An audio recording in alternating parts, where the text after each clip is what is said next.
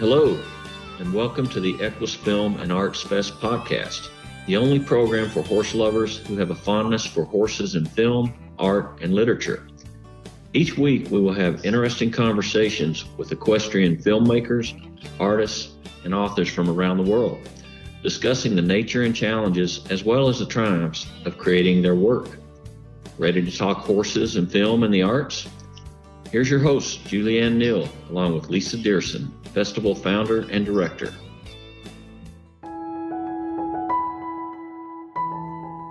Hi, this is Julianne. I'm so pleased to have the chance to share some of this year's content from the EQUUS Film and Arts Fest on the podcast episodes coming up over the next few weeks. Although we made a move to virtual in 2020, we still had amazing participation from our filmmakers, authors, and artists. So over our next few podcast episodes, you'll hear from our WebChats hosted by Diana De Rosa, Lisa De Masi, Carly Cade, Milt Toby, and myself. You'll hear WebChats, panels, and more. Stay tuned, and we hope that you enjoy. Hi, I'm Diana De Rosa, and I'm speaking to Neta Rhyne, who lives in Texas and is the writer, director, and producer of the film Managing Wild Horses Extinction. Oh, this is your baby boy, making sure you take care of those wild horses. So tell me a little bit about why you decided to, it's a short piece, an interesting piece, and an informative piece. Why did you decide to get that out there?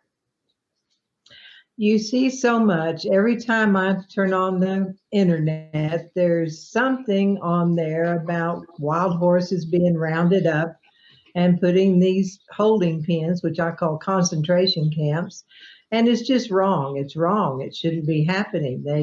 In 1971, President Nixon signed the Wild Burro and Horse Protection Act, and which protected our wild horses. And I don't understand why it continues to happen. So what better way to bring awareness and give people important information than through film? Absolutely, I totally agree. And yeah, you see the helicopters and they're rounding, and you know so much because you've dealt with this from so many different angles. If you know that people are watching this, and at the end of the day, after they're done seeing it, what are you hoping that they take away and share with other people? There is so much information out there, and it's hard for people to grasp exactly why this is happening, everything that's happening to the horses. We have all the experts say, how beneficial the wild horses are to our public lands. They're our wild horses and on our public lands. But because of wild horses are not gathered because there's an overpopulation of wild horses, nor are wild and domestic horses slaughtered because there's an overpopulation of wild horses. So at the end of the day, I hope people take away that they really need to do their research. I'm just damn tired of the government and their iron fist and at everything that's happening. And we need to stand up and speak out. And we have the right to do that. If I could go chain myself to these gates and not let these trailers out with my wild horses, that I would, but I can't. So we need to be smart in our actions and do whatever it takes to end this. If I want my 6-year-old grandson to go to Utah and be able to see a wild horse roaming wild and free. And if we don't stop what's happening, that's not going to happen. They're going to be gone. And these holding pens is at taxpayers' expense. Why are we funding? It's just wrong. It's just wrong. And I hope people take away, there's so much more to learn, and we have the right. I keep asking, who do I send the pink slips to at the BLM? They're not doing their job. They're working for me, and they're not doing their job. Well, there's no one better that can stand up and speak out than you. Can you give people watching this some ideas of things that they can specifically do to sort of look into this or help or do whatever to change this? Sure. The managingwildhorsestoextinction.com is my website on the film, and I have information on there about the Wild Horse and Burro Act. Also, what they can do to reach out to their representatives to sign the SAFE Act. The SAFE Act, HR 961, would close our borders to horse slaughter. So right now, with everything that's happening, all the protection being removed that protects the wild horses and burros, then that subjects them to being sold and going to slaughter. And all of these in these holding pens right now are in danger of getting in the kill buyer's hands and going to slaughter. So if they go to managingwildhorsestoextinction.com, there's information on there about this, and also how to contact their representative to pass the SAFE Act, get that bill signed, and close our borders to horse slaughter, and protect our wild horses. Well, Neta Rhyne, thank you so much for sharing this information and for giving people some suggestions on what we can do, because that's always the question. It's a big case. Thank you for talking with me. Do you have any last words you'd like to say before we sign off? Thank you, Diane. I'm so grateful to be a part of the EQUUS Film Festival this year. And thank you for all your hard work. Thank you for giving us a platform to be a voice for the horses. And thank you for sharing your films on our channel and on the EQUUS Film and Arts Fest every year. Thank you. This episode of the EQUUS Film and Arts Fest podcast is sponsored in part by Nature's View, the Marley Project, and JA Media Productions.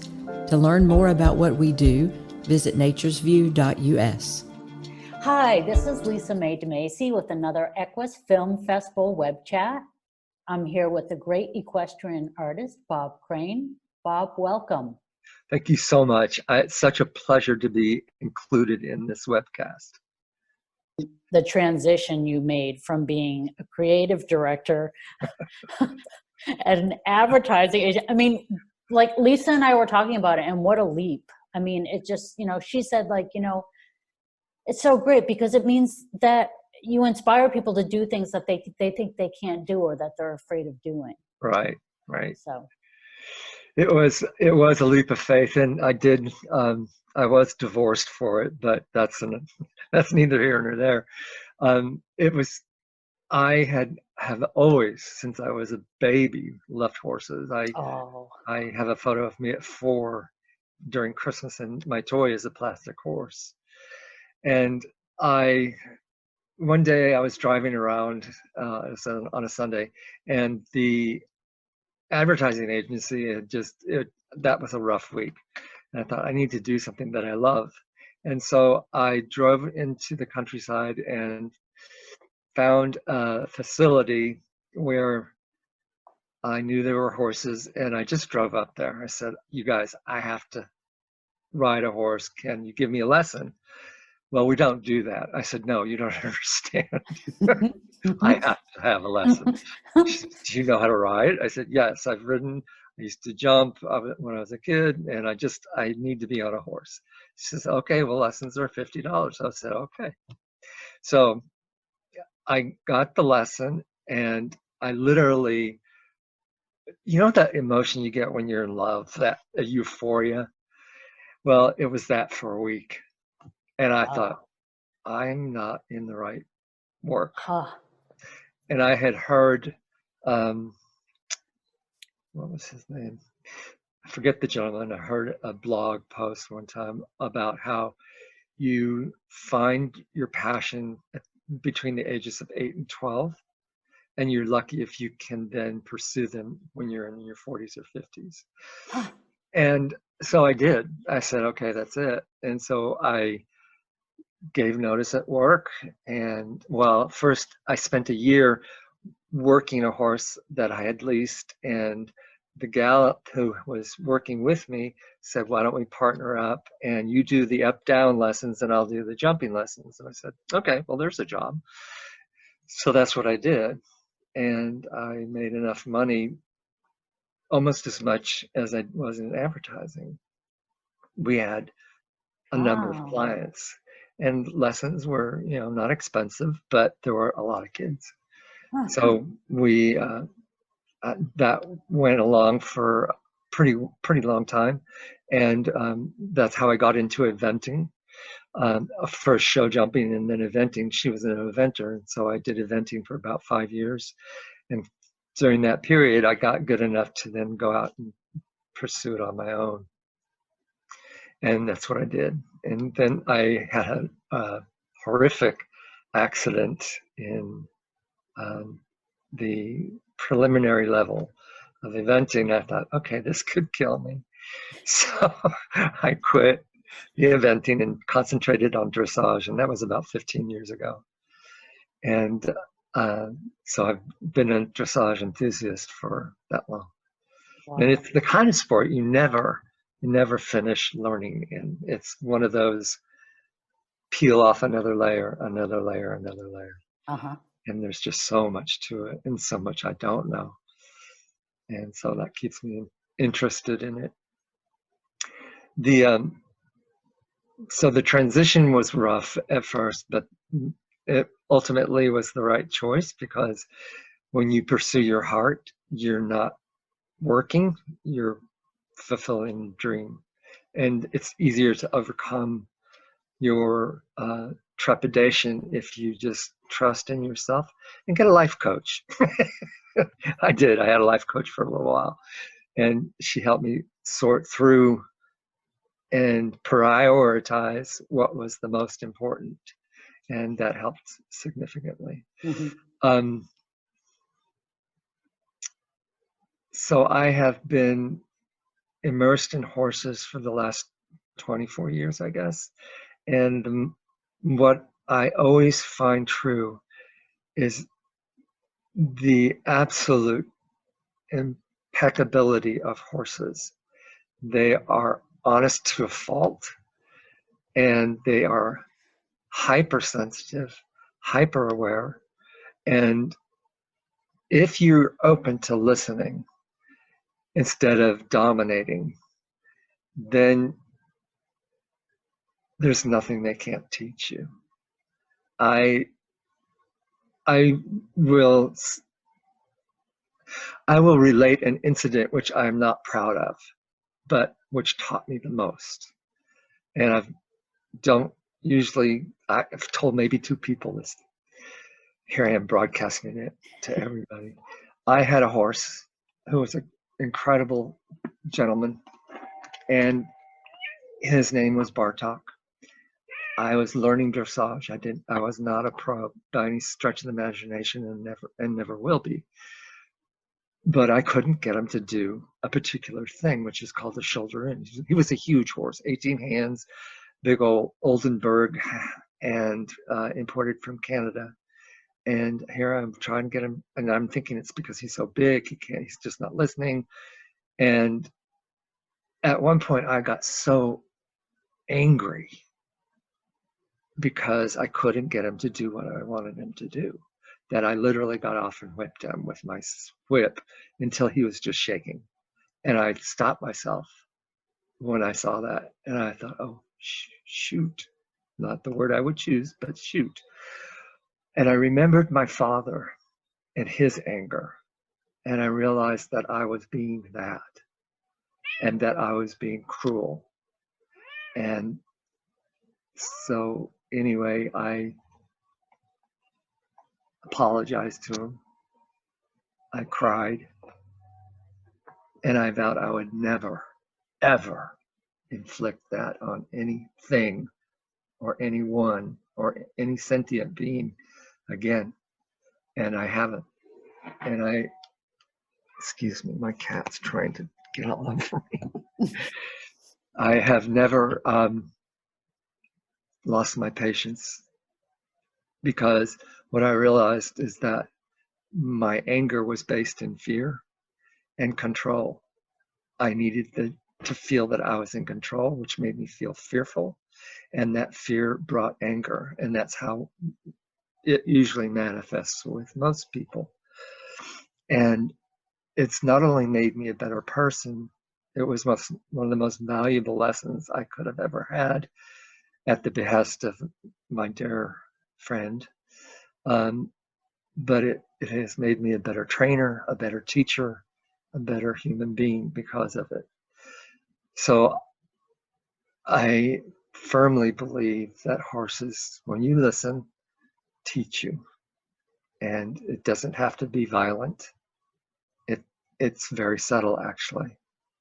And if you're aware and you pay attention and you let them speak to you, and it's mostly through their eyes, but also their body, that's how they communicate. Mm-hmm. I mean, they do that in a herd. That's how they establish the hierarchy. So, that being said, it actually has kind of freed me up a bit. I feel less burdened. I have managed to take that and carry it into my horsemanship and feel that people need to become more aware and not just use their horses as horses. And I don't mean that sarcastically. I mean it in a way that it's not just a horse. It's a sentient being. It has feelings. It has emotions. It literally can understand over 160 words of English or Spanish or Dutch or whatever words you speak. It could be no speaking at all, which is ultimately, if you're writing correctly, that's what it is. There is the vocabulary is that you are energetically and connected with your horse in such a way that you can instantly feel the horse and what it is they're reacting to, or obeying, or anticipating, or I've got this, don't worry about it. There is so much. It's almost as, for me, it's more than communicating with a human being, because we can talk, but it's such a messy communication. Words don't convey, emotions convey, and faces convey, and body language conveys. For me, that's what I love. I love the subtlety of it all, the nuance, and watching a horse move and knowing what's up. And so, to segue into my art, I use that as a platform. What I try to convey in my paintings, such as Omnipresent, is that she is all-knowing. Not that she understands everything, but she's aware. She's aware. She's not flight or fight. She is just aware. This horse is incredible. Her name is Havana. And I've ridden her a number of times and have taught on her. And she just gets it. She is quiet when she needs to be. You can rev her up if you want to. The owner has a little boy by the name of Josh. Josh will get on her and just pull her head to the right, and she'll walk to the right. Pull her head to the left, she'll walk to the left. And he's 9. And it's like she's like, I'm taking care of you. I know who you are. And so she's kind of a character. I really enjoy her. But that painting of her is from a photo where she's looking off into the future, as far as I'm concerned. And she's aware of her surroundings, and she's comfortable in her body, and her tail is flowing freely in the wind, and she's just alert and magnificent. And she's grounded in who she is. She's confident, she's calm, she's kind. And that's what I love about horses. They tell you who they are, and you better believe them. some of them are going to say, I don't think so. You know, some of them. I have a redhead mare, and she's a Dutch warm blood, and her name is Mira, and she just lets me know, like, in no uncertain terms, I am not going to be a part of this. So I just have to back up and say, okay. So anyway, that so yeah, my body of work is, over the last 3 years, have been what I call abstractionisms, and then I bring them into focus.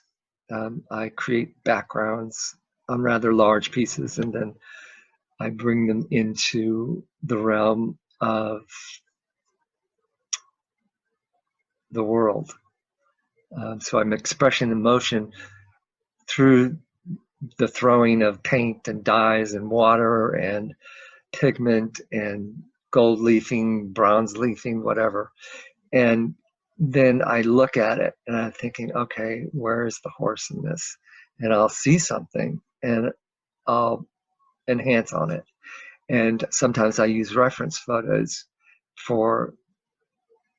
and just build them into the emotional quality of it. And then sometimes I don't have a background to start with, I just paint.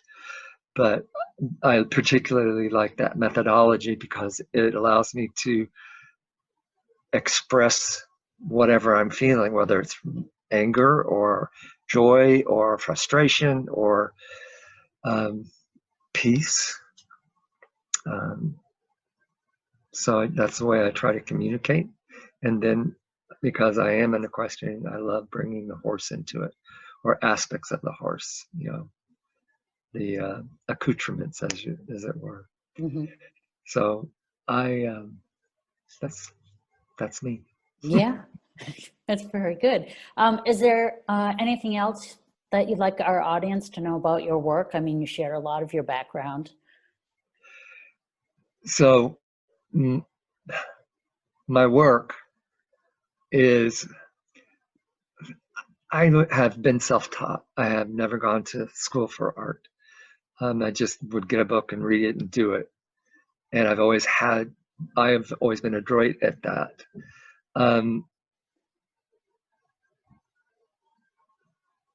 I've always painted from the time I can remember. I was 17. My art is my platform, and it helps me to, with my God-given talent, I can then pass that along. And the way that I do that is I donate a lot of work, and for good causes like Hearts and Hooves in Little Rock, Arkansas, which is a riding an academy for kids with disabilities. I've also done that in Tennessee and here, and and I design jewelry, and I design, you know, gift cards and that sort of stuff. So I just give it away because I can. So what I would, first of all, if anybody's interested, they can go to my website, which is Crane Art Gallery, or also Crane Equestrian Arts, and see more of my work there. But what I would leave people with is, first of all, allow yourself your humanity. If you don't make mistakes, if you don't allow yourself to make mistakes, then you don't allow yourself to be open and to learn. That's how I live my life. I make mistakes and I go, oh, well, that was either good or bad. And if it's a mistake I like, I keep it. And if If I don't, then I let it go. But it's something that I know how to do or not to do.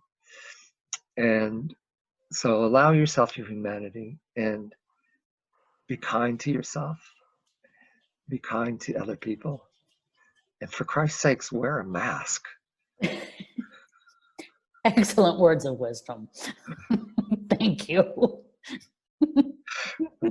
Anyway. Well, thank you so much for talking with me and being part of the festival this year. Oh my God, I'm so excited. I wish we could all be in Kentucky, but soon, hopefully. Yes. And because this is my first soiree into the film festival itself. And Lisa has been a great help with promoting me and getting me to use my art as a venue for the film festival. So I have. Nice. And it's been wonderful talking with you. I did all the talking, though. It's designed that way. Yes. I hope you have a good day, and it's been a pleasure. Thank you. Hi, I'm Julianne Neal with the EQUUS Film and Arts Fest, and I'm so happy to be speaking with author Robin Hutton today. Robin, welcome back to the EQUUS Film and Arts Festival. Julianne, thank you so much for having me. I am thrilled to be here. I've been to a number of the EQUUS festivals, and I absolutely love this festival. I just think what Lisa's pulled together and everybody's working together, it's just a phenomenal festival. So I'm blessed every time I can be a part of it. Well, I'm so glad you're back. This year, we're going to talk about two of your projects. I know. I know. I'm excited for you. War Animals, the Unsung Heroes of World War II, and also a screenplay based on Sergeant Reckless, which I fell in love with the book several years back and got to talk to you about that, both in New York and LA. So I remember that. Yes, of course. Exciting stuff. So can you tell us, first of all, about because Sergeant Reckless came first in my mind. Right. So tell us how the screenplay came about. So it's a funny story, actually. So when I discovered the story of Reckless in 2006, I was working with the people that made the Billy Jack film. So I was in the film business, essentially. And I read her story and I thought, oh my gosh, why have I never heard about this story? This needs to be a movie. Why hasn't there been a movie, 3 remakes, a TV series, something on this wonderful horse? And so I Googled her name and only 4 things came up. So I thought, I'm going to write the screenplay. So it took me several years, of course, because I was researching the book as well. But I had to track down the men that served with her and get their stories, which are all in my book. But I wanted to incorporate those stories also in the film to make sure I had the history right. And I had personal experience in the film as well. So it took me 3 years to really start writing on the script. And in 2009, when I was getting ready to pitch it to Hollywood, I was so excited about it. And I had an agent that was going to look at it. Steven Spielberg announces War Horse, and I can't get a meeting. I couldn't. It was, and I'm thinking, oh, of course he found my War Horse movie. Thankfully, it was not my War Horse. It was the Michael Moore Purgo book that was based on the play was based on. So I thought, okay, God, not on your timetable. Let me fade to the 40 and punt. Let me get my book out. Let me show there's an interest in her. Let me now also build the monuments to her that I wanted so I could show really how people resonate to the story and how it would be just a real natural film. And so that's where we are now. I've, finished the book in 2014. It became a New York Times bestseller by the grace of God. And so I have the script. I love my script. I'm very, very proud of it. And I feel that God will have this film be made when he feels it's the best time. And so I didn't know that I could submit a screenplay. And Lisa said, submit your screenplay. And I said, okay. So I did. And I'm very, very, very proud of it. I've done some rewriting, I even think, after I submitted it, to kind of tighten it up a little bit. But you're always rewriting these things. Oh, yeah. You're a perfectionist. You can't stop. I know. It's like, oh my gosh, I could have said this so much better, shorter, but it's just a delight. And I have to pitch the script, Sergeant Reckless versus War Horse, because you know, people say, well, hasn't there a film been made? I'm like, yeah, but it's like saying Secretariat and Seabiscuit were both racehorses. They each had their own film. Each story was different, and each story deserved to be told and up on the screen. So that's where we are now. And after COVID, you know, lightens up a little bit, I'll start to heavily start to pitch it. Well, I know you were traveling a good bit, and I saw some of the promotional things that you were doing with the monuments and things like that. So I know that interest has got to be there. So yeah, oh, it's huge, Julianne. If you could see the people when they're at these events, and especially like at the dedications, it's so incredible because I had some of the Marines that served with Reckless there to help unveil the monuments, and oh my gosh, you see these men just well up inside with pride and with love and respect that they still have for this incredible horse. And it just does me such, you know, such amazing, I just feel so blessed. This little pony could not be more real if she was grazing in my backyard right now. And so I've made it my mission to make sure that everybody knows. And I will tell you, I just found out last week that my book, Sergeant Reckless, made the Commandant of the Marine Corps' professional reading list, which is a selection. You have to read at least 5 books off the list. Every enlisted Marine has to read at least 5 books off the list. And so I'm incredibly over the moon with this. That shows the respect and the love that the Marine Corps has for this incredible hero of theirs. That just gave me chills. I mean, me too. I've been bouncing off the walls ever since then. Well, and so then to shift our attention a little bit to war animals, the unsung heroes of World War II. So what was the flow? Had you finished all of the information about Sergeant Reckless and then moved over into a new project, or did it carry over a little bit? Well, this too is a wonderful story. So back in 2016, there is a medal. I was doing a lot of research for honoring Reckless. I tried to get her a Bronze Star. I wanted, you know, because she has the 2 Purple Hearts and she is an official staff sergeant. So I was trying to do some other ways to honor her story to keep her relevant. And I discovered this medal over in Great Britain called the PDSA, People's Dispensary for Sick Animals, Dickin Medal. It is the Victoria Cross for animals over there. It's the greatest medal an animal can receive for gallantry and bravery on the warfield. And so I nominated Reckless. She did receive it. She was the 4th horse, first American horse, and first horse since World War II to receive this medal. And I went over to England and picked it up for her. And the Queen's cousin, Princess Alexandra, bestowed the medal to the Marine Corps and a small one to me. And it was just amazing. So when I went over there, I saw there were so many incredible animals from World War II that received this medal. 54 medals were given out during World War II. 32 pigeons, 30 dogs, 32 pigeons, 20 dogs, I think, and the 3 horses and a cat all received this medal. Wow. And it's incredible. These stories are incredible. So when I was getting the Dickin Medal for Reckless, I reached out to my publisher, Regnery History, Alex Novak, and I said, Alex, hey, I need some press for this. Check this out. You know, can you have a press release made? And so he writes me back and he said, man, there's some incredible animals in this story. What do you think about writing a book like, you know, call it maybe Feathers and Fur, Animal Heroes of World War II? And I said, I would write that book in a heartbeat because, and I give it an American angle. And so I did. I had to change the name from Feathers and Fur to War Animals, the Unsung Heroes of World War II. Because I was at a Marine Corps birthday breakfast in Lexington, Kentucky, and the guys were asking me about the book. And they said, well, what's the title? And I said, well, I'm working on 2 titles. One of them's Feathers and Fur, Animal Heroes of World War II. And they recoiled. It's like, oh my God, that sounds like a fashion book. You know, I don't think I could be seen carrying around, you know, these tough guy Marines, seen carrying around a book called Feathers and Fur, you know, because nobody would know what it was. So that's when we came up with War Animals, the Unsung Heroes of World War II. And the PDSA opened up their archives to me.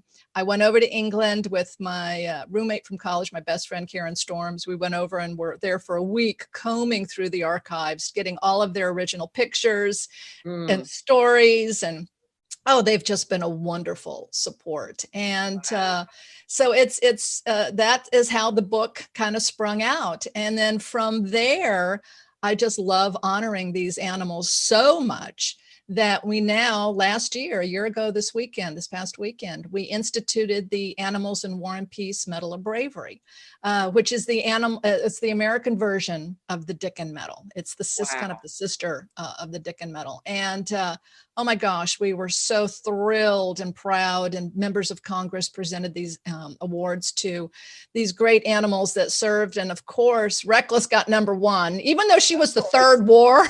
she got #1 because I had a little bit of pull. Sure. But it was amazing. So I just can't honor these animals enough. I really can't. Yeah. Well, I have to ask, what has been the most rewarding part of all of this for you, both projects? It's the people that I have met along the way. I tell you, Julianne, I have been so blessed. I have met so many incredible Marines and other people that served in the military.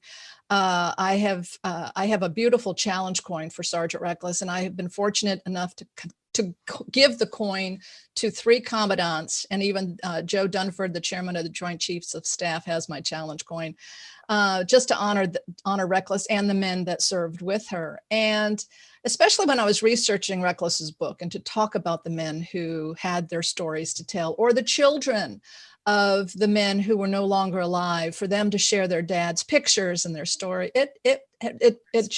This horse and these animals, I kid you not, have changed my life. I am a better person, I believe. I can't do enough to honor them, and I'm having so much fun also doing it.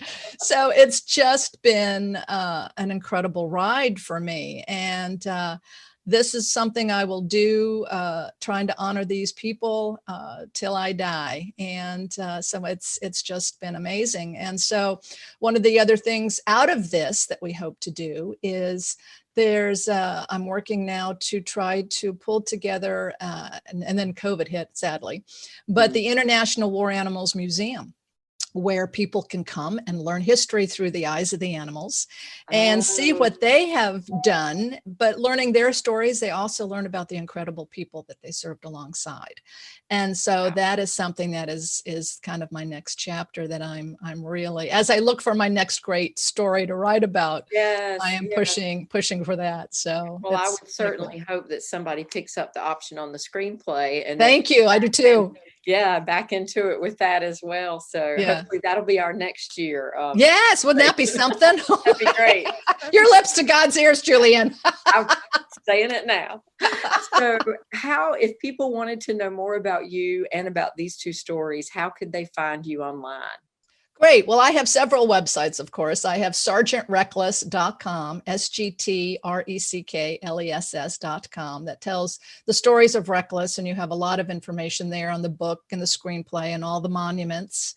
We have 5 monuments now for the horse around the country, and we'll have a 6th one at the World Equestrian Center in Ocala, Florida in 2021. Great.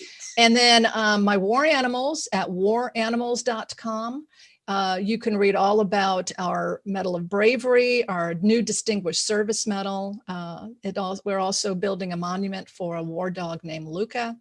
And also it talks about our museum. And so I have some PowerPoint presentations on some wonderful stories of these animals on both of my websites. And then my author website is robinhutton.com. So but come visit, drop me a line. I would be so grateful. I love talking to people that have such an interest in these animals, and it's really, really fun. Well, it's been fun talking to you today too, but I hope you too. The virtual thing is fine, but I look forward to all of us being back together in the me too. So, all right. Well, best of luck, Robin, and keep us posted on where you are next and what you're working on. I sure will, Julianne. God bless you. Take care. And thank you so much for having me on. It's good to see you again, virtually even. You too. Yes. Okay. Thank you. Please be sure to tune in next week when Julianne and I have another interesting conversation with one of our EQUUS Film and Arts Fest filmmakers, artists, or authors.